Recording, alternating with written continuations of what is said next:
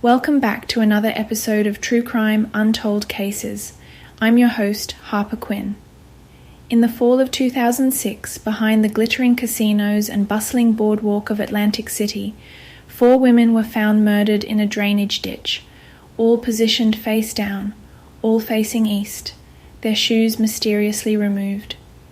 The victims, Kim Raffo, Barbara Bridor, Molly Jean Dilts, and Tracy Ann Roberts, shared similar backgrounds as sex workers struggling with addiction. Their killer, dubbed the Eastbound Strangler, has never been caught. Tonight, we dive into one of New Jersey's most notorious unsolved serial killer cases, where the bright lights of the gambling capital cast long, dark shadows. Let's begin.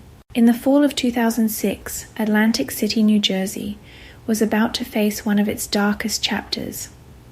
Behind the bright lights of the casinos and the bustling boardwalk, a sinister predator was lurking in the shadows. The discovery that would shake this gambling destination to its core began on November 20th, when 2 women were walking through a drainage ditch behind the Golden Key Motel on the Black Horse Pike in West Atlantic City.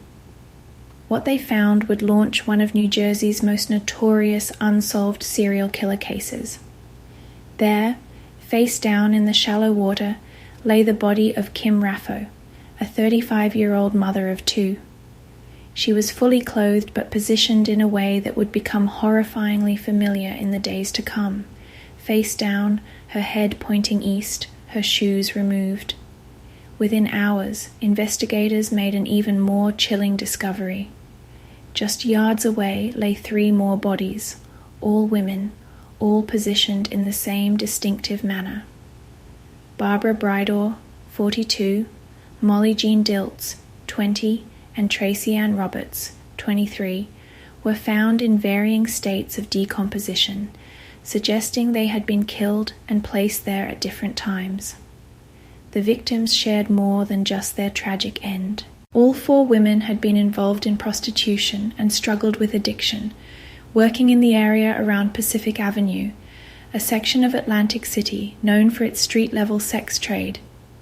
They were mothers, daughters, sisters, women whose circumstances had led them into a dangerous world where they became perfect targets for a calculating killer. Medical examinations revealed that Kim Raffo had been strangled with a rope or cord, while Tracy Ann Roberts had been asphyxiated using what investigators believed was a similar method. Due to the advanced decomposition of Barbara Bridor and Molly Jean Dilts' bodies, their exact causes of death couldn't be determined, but the positioning of their bodies suggested they had met the same fate. The killer's signature was unmistakable. Each victim was placed face down in the drainage ditch, their heads pointing east, a detail that would eventually give rise to the moniker, the Eastbound Strangler. The removal of their shoes appeared to be another ritual aspect of the murders, though investigators never publicly revealed if the shoes were taken as trophies or disposed of elsewhere. The timeline of disappearances painted a disturbing picture. Molly Jean Dilts had vanished first, last seen on October 7, 2006. Barbara Bridor disappeared around October 20th, followed by Tracy Ann Roberts on October 21st. Kim Raffo was last seen alive on November 20th, the same day her body was discovered. The investigation quickly revealed the challenging nature of the case. The victims' lifestyles meant they had contact with numerous individuals daily, and many potential witnesses were reluctant to speak with law enforcement. The drainage ditch location, while seemingly isolated, was actually near several motels and a busy road, yet no one reported seeing anything suspicious. Local businesses and motels in the area were canvassed extensively. Surveillance footage from nearby establishments was analyzed, but the quality was often poor, and the sheer volume of people moving through the area made it difficult to identify suspicious behavior. The Golden Key Motel, closest to where the bodies were found, became a focal point of the investigation, but it yielded few concrete leads. The FBI was brought in to assist with the investigation, and criminal profilers suggested that the killer was likely familiar with the area and possibly lived or worked nearby. The methodical positioning of the bodies indicated someone who took time with their victims, suggesting a level of comfort with the location and a minimal fear of discovery. One of the most promising early leads came from a taxi driver who reported picking up Tracy Ann Roberts shortly before her disappearance. He described dropping her off at a motel with a client, but despite extensive interviews and investigation, this lead, like many others, eventually went cold. The case sparked immediate comparisons to other serial killers who targeted sex workers, particularly the Long Island serial killer case that would begin to unfold a few years later. However, the Eastbound Stranglers method was unique. The consistent positioning of victims facing east was not a pattern seen in other cases. The investigation also revealed the vulnerable world these women inhabited. Kim Raffo had once been a married mother living in Florida before addiction led her to Atlantic City's streets. Molly Jean Diltz, the youngest victim at 20, had only been in Atlantic City for a few weeks before her disappearance. Barbara Bridor left behind a teenage daughter, and Tracy Ann Roberts had been trying to turn her life around before she was killed. The community response was complex. While there was fear, particularly among sex workers in the area, there was also frustration that the victims' backgrounds seemed to affect how their cases were perceived. Local advocacy groups pointed out that regardless of their circumstances, these women deserved justice, and their deaths highlighted the dangers faced by society's most vulnerable members. Law enforcement established a task force dedicated to solving the cases, combining resources from the Atlantic County Prosecutor's Office, local police departments, and federal agencies. They conducted hundreds of interviews, collected DNA samples from potential suspects, and followed up on countless tips, but the killer's identity remained elusive. The investigation would reveal several persons of interest over the years, including local residents with histories of violence against women and clients known to frequent the area where the victims worked.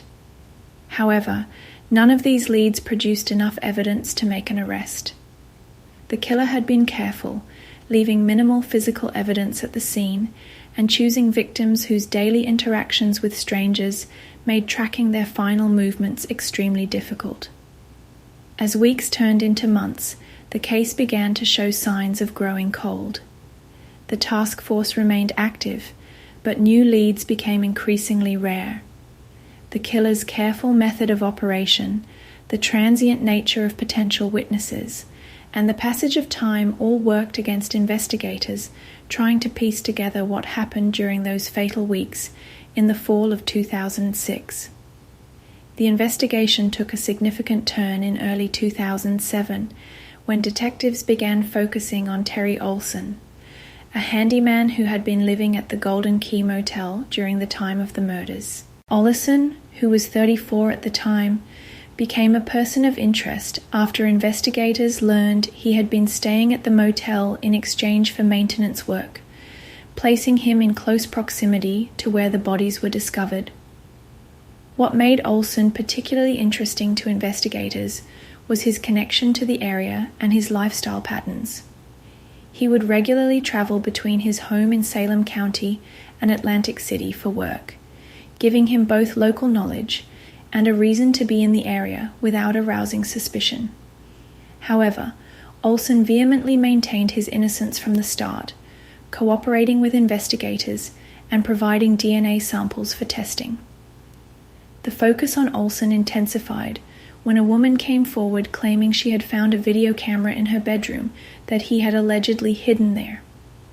While this led to charges unrelated to the murders, it painted a picture of potentially predatory behavior. Yet, despite extensive investigation and DNA testing, no physical evidence ever linked him conclusively to the murders, and he was never charged in connection with the cases. In 2008, the investigation explored another promising lead when attention turned to a registered sex offender who had been living in Atlantic City during the time of the murders. This individual had a history of violence against women and was known to frequent areas where sex workers operated. However, like many leads before it, this one also failed to produce enough evidence for prosecution. The Atlantic County Prosecutor's Office continued to receive tips and investigate potential connections to similar cases across the region. One theory that emerged was a possible link to the Long Island serial killer case, which began to unfold in 2010. The similarities were striking. Both cases involved sex workers whose bodies were disposed of in remote locations. However, key differences in the killer's methodology, particularly the distinctive east-facing positioning of the Atlantic City victims, suggested these were likely separate perpetrators. The investigation revealed more about the victims' final days. Tracy Ann Roberts, who had been working as a prostitute for only a few months before her death, had told friends she was planning to leave Atlantic City. She had been trying to save money to return home to her family in Delaware. Her last known client, interviewed multiple times by police, provided an alibi that checked out, leaving investigators with another dead end. Barbara Breider's case proved particularly challenging due to the advanced decomposition of her body. However, investigators were able to piece together that she had been a regular presence on Pacific Avenue for several years. Known to many in the area, she had apparently been trying to get clean and had recently connected with a local outreach program. Her daughter, who was 15 at the time of her mother's death, would later become an advocate for better protection of sex workers and improved investigation of crimes against them. Molly Jean Diltz's story was perhaps the most heartbreaking. Having arrived in Atlantic City just weeks before her disappearance, she was relatively unknown in the area. Investigation into her background revealed she had left her home in Blacklick, Pennsylvania, hoping to make money to support herself. Her inexperience in street life may have made her particularly vulnerable to the killer. The investigation also delved deeper into Kim Raffo's history. Before addiction led her to Atlantic City, she had worked as a waitress in Florida and lived what many described as a typical suburban life. Her ex-husband and children had lost touch with her as her addiction worsened, but they provided valuable information about her past and the circumstances that brought her to New Jersey. In 2010, investigators began using new DNA testing techniques on evidence collected from the crime scenes. While the drainage ditch location and exposure to the elements had compromised much of the physical evidence, advances in forensic technology offered hope for new leads. The tests yielded partial DNA profiles, but nothing complete enough to identify a suspect or enter into the national database. The case also highlighted the evolution of sex work in Atlantic City. The advent of online advertising and the closure of several motels along the Black Horse Pike changed the landscape of street-level prostitution. Ironically, these changes made it even harder for investigators to track down potential witnesses or clients who might have seen something during the crucial period in 2006. Law enforcement continued to monitor similar cases across the country, looking for patterns or connections. When sex workers were murdered in other jurisdictions, investigators would compare details to the Eastbound Strangler's methodology. While several cases initially seemed promising, none matched the specific signature of the Atlantic City murders. The task force maintained regular contact with the victims' families, providing updates when possible and assuring them that the case remained active. However, the passage of time took its toll on both the investigation and the family's hopes for resolution. The case became what investigators call a cold case with warm leads, not actively producing new evidence, but not completely without hope either.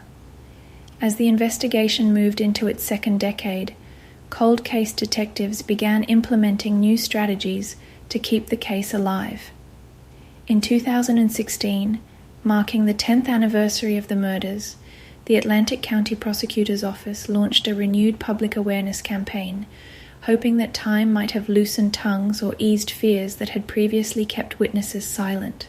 The campaign included detailed digital reconstructions of the crime scene and the victim's likely final movements. Investigators had meticulously mapped the drainage ditch area, creating a timeline that suggested the killer would have needed significant time to place the bodies without being noticed. This pointed to someone with intimate knowledge of the area's patterns. When police patrols passed, when motel staff changed shifts, and when the area was least active. One aspect that continued to intrigue investigators was the killer's choice of location. The drainage ditch behind the Golden Key Motel, while seemingly isolated, was actually part of a complex network of waterways that crisscrossed the back bays of Atlantic City. The killer would have needed to know that this particular location was accessible, yet secluded enough to avoid immediate detection. This geographic profiling helped investigators narrow down their theory that the perpetrator had strong local ties. The case took another interesting turn when investigators began re-examining security footage from nearby businesses that had been preserved from 2006. Advanced video enhancement techniques, not available during the initial investigation, allowed them to identify several vehicles of interest that had passed through the area repeatedly during the crucial weeks when the women disappeared. While many of these leads were eventually eliminated, the process highlighted the methodical nature of the killer's planning. The victim's final hours became a renewed focus of the investigation. Tracy Ann Roberts, for instance, was known to have visited a local convenience store just hours before her disappearance. Security footage from that visit showed her interacting briefly with an unidentified male customer. While the footage quality was too poor to provide a clear identification, the man's height and build were consistent with witness descriptions of someone seen talking to other victims in the days before their deaths. Barbara Brydor's case yielded new information when investigators re-interviewed former associates who had initially been reluctant to speak with police. These witnesses described seeing her get into a dark-colored sedan in the days before her disappearance. While they couldn't provide a precise make and model, they noted distinctive damage to the vehicle's front fender, a detail that hadn't been previously disclosed to the public. The investigation also revealed more about Molly Jean Diltz's final days in Atlantic City. New witness statements suggested she had been trying to leave the city shortly before her death. She had apparently made several calls to family members asking for help getting home, but disappeared before arrangements could be made. This information helped investigators narrow the timeline of her disappearance and suggested the killer might have been monitoring her movements. In 2018, investigators began using genetic genealogy techniques similar to those that had helped solve other cold cases, including the Golden State Killer case. While the DNA evidence from the Atlantic City scenes was limited, advances in technology allowed for new analysis of previously unusable samples. The results, while not conclusive, suggested the killer was likely of European descent and had genetic markers common to the northeastern United States. The investigation also benefited from improved digital mapping of cell phone tower data from 2006. While the technology at the time was relatively primitive compared to modern standards, investigators were able to identify several phones that had pinged towers near both the victims' last known locations and the disposal site. This massive data mining operation produced several new persons of interest, though none ultimately led to an arrest. One particularly intriguing aspect that emerged from the renewed investigation was the killer's apparent knowledge of law enforcement procedures. The way the bodies were placed and the lack of physical evidence suggested someone who understood basic forensic principles. This led investigators to consider whether the killer might have had some connection to law enforcement or emergency services, either directly or indirectly. The case continued to impact Atlantic City's approach to sex worker safety. new protocols were implemented for investigating missing persons cases involving sex workers, and local advocacy groups established better communication channels with law enforcement. These changes, while too late for the Eastbound Stranglers' victims, have helped protect vulnerable women in the years since. The investigation also revealed more about the killer's possible motivation through behavioral analysis. The consistent positioning of the victims, face down, heads pointing east, suggested a ritual aspect to the murders that went beyond mere convenience. Criminal profilers suggested this could indicate a religious or symbolic significance to the killer, though the exact meaning remains unclear. As the case moved through its second decade unsolved, it continued to influence how law enforcement approached similar cases. The Atlantic City murders became a case study in the investigation of crimes against sex workers, highlighting both the challenges and the importance of treating every victim with equal dedication, regardless of their background or circumstances. The Eastbound Strangler case remains one of New Jersey's most notorious unsolved serial killer investigations. While the passage of time has complicated efforts to bring the killer to justice, investigators maintain that the case is still active. New leads continue to be developed, and advances in forensic science offer hope that this dark chapter in Atlantic City's history might one day be closed. The legacy of Kim Raffo, Barbara Bridor, Molly Jean Diltz, and Tracy Ann Roberts lives on through continued efforts to protect vulnerable women and solve cold cases. Their stories serve as a reminder of the human cost of violence against society's most marginalized members, and the importance of never giving up the pursuit of justice, no matter how much time has passed. The passage of time has also allowed investigators to draw potential connections to other unsolved cases along the East Coast. In 2020, detectives began reviewing similar murders of sex workers in Philadelphia, Baltimore, and other metropolitan areas within a reasonable driving distance of Atlantic City. While no definitive links were established, the exercise helped create a more comprehensive database of unsolved crimes against sex workers in the region. One particularly interesting development came when investigators revisited the shoe aspect of the crimes. The killer's ritual of removing the victim's shoes had initially been viewed as a possible signature or trophy-taking behavior.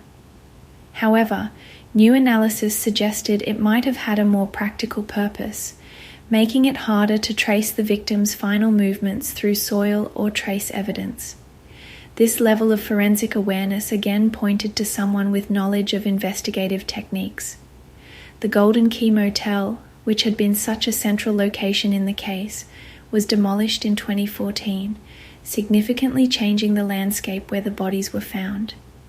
Before its demolition, investigators conducted one final thorough examination of the property, using ground-penetrating radar and cadaver dogs to ensure no additional victims were buried in the area.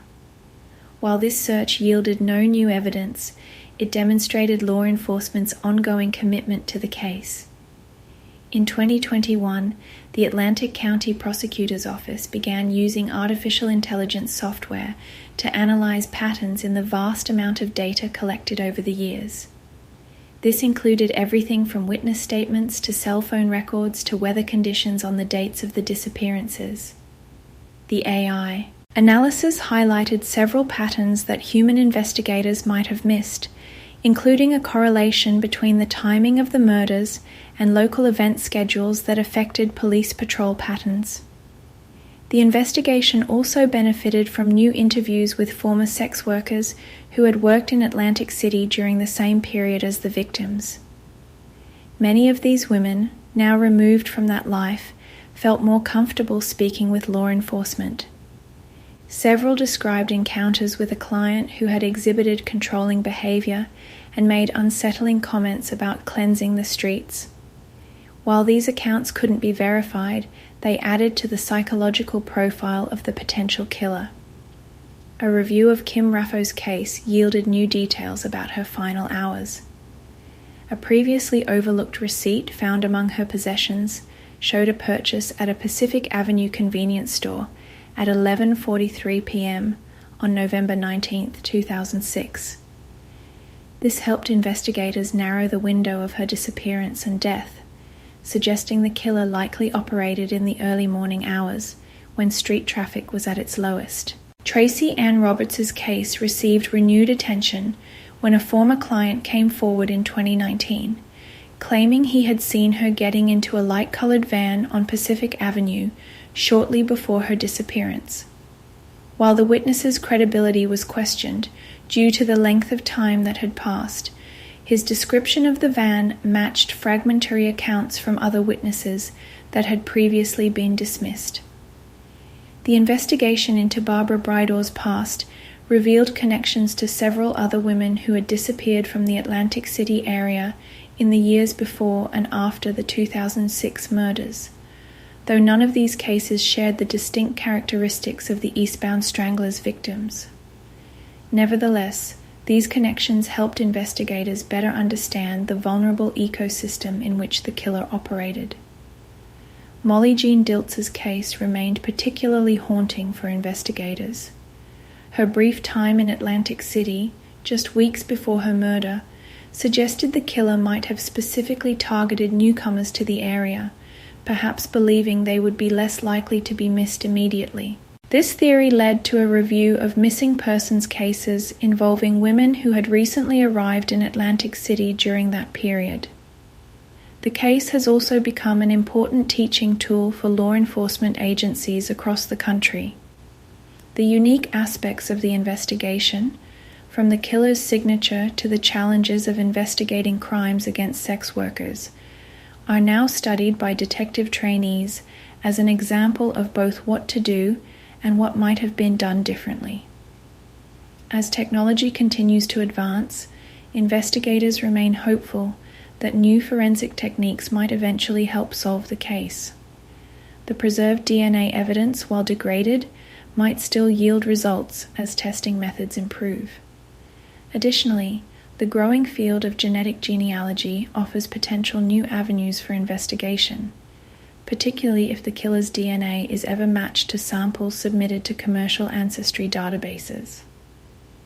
The impact of the Eastbound Strangler case continues to resonate in Atlantic City and beyond. The murders led to significant changes in how law enforcement approaches crimes against sex workers, including better coordination with advocacy groups and more immediate response to missing persons reports involving vulnerable populations. The victims' families continue to seek closure, holding annual remembrance ceremonies and working with advocacy groups to keep attention on the case.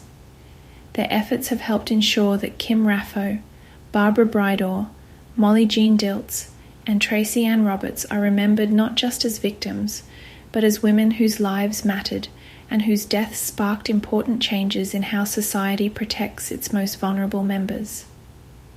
The investigation continues to evolve as new technologies emerge. In recent years, investigators have begun utilizing advanced phenotyping techniques on the preserved DNA samples, which can provide more detailed information about a suspect's physical characteristics, including eye color, hair color, and facial features. While these results are not definitive enough to identify a specific individual, they have helped investigators eliminate certain suspects and narrow the field of potential perpetrators. The geographical significance of the crimes has also received renewed attention. Criminal geographic profiling experts have noted that the drainage ditch location, while appearing random, was actually strategically positioned. It was far enough from the casino district to avoid heavy surveillance, but close enough to the areas where sex workers operated to make body disposal practical. This level of local knowledge continues to suggest that the killer was either a resident or someone who spent significant time in Atlantic City.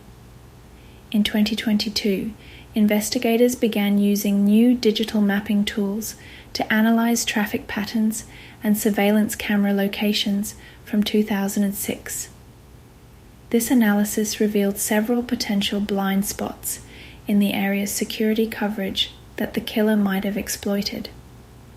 The timing of the murders, when compared with these blind spots and known police patrol routes, suggested the perpetrator had carefully planned their movements to avoid detection. The case has also drawn attention from forensic psychologists who specialize in ritual behavior in serial killings. The east-facing positioning of the victims, initially thought to be possibly religious in nature, has been re-examined as potentially indicating a connection to the sunrise or the ocean, both significant features of Atlantic City's geography. Some experts have suggested this could indicate a killer with a maritime background or connection to the local fishing industry. Recent interviews with former residents of the Golden Key Motel have provided new perspectives on suspicious activities during the crucial period in 2006. Several former residents recalled a man who would park in the motel's lot despite not being a guest, often sitting in his vehicle for hours during the early morning hours. While these accounts are difficult to verify after so much time, they align with the theoretical timeline of when the bodies were likely placed in the drainage ditch. The investigation has also benefited from improved cooperation between jurisdictions along the East Coast. A database of unsolved murders of sex workers has been established, allowing investigators to better track patterns and potential connections between cases. While the Eastbound Strangler's specific methodology remains unique, this broader perspective has helped identify several other cases that share certain characteristics. The victims' personal histories continue to yield new insights. Recent interviews with Kim Raffo's former associates in Florida have revealed that she had mentioned feeling followed in the weeks before her death. Similarly, Tracy Ann Roberts had reportedly expressed concern about a regular client who had become increasingly controlling. These accounts, while circumstantial, have helped investigators better understand the victim's final weeks and the potential pool of suspects. The case remains active, with investigators still following up on new leads and re-examining old evidence with new technologies. The Atlantic County Prosecutor's Office maintains that solving these murders remains a priority, understanding that somewhere, someone knows something that could finally bring closure to this dark chapter in Atlantic City's history. The legacy of the Eastbound Strangler case continues to influence how law enforcement approaches crimes against vulnerable populations. The lessons learned from this investigation have led to improved protocols, better coordination between agencies, and a deeper understanding of the importance of treating every victim with equal dedication, regardless of their circumstances.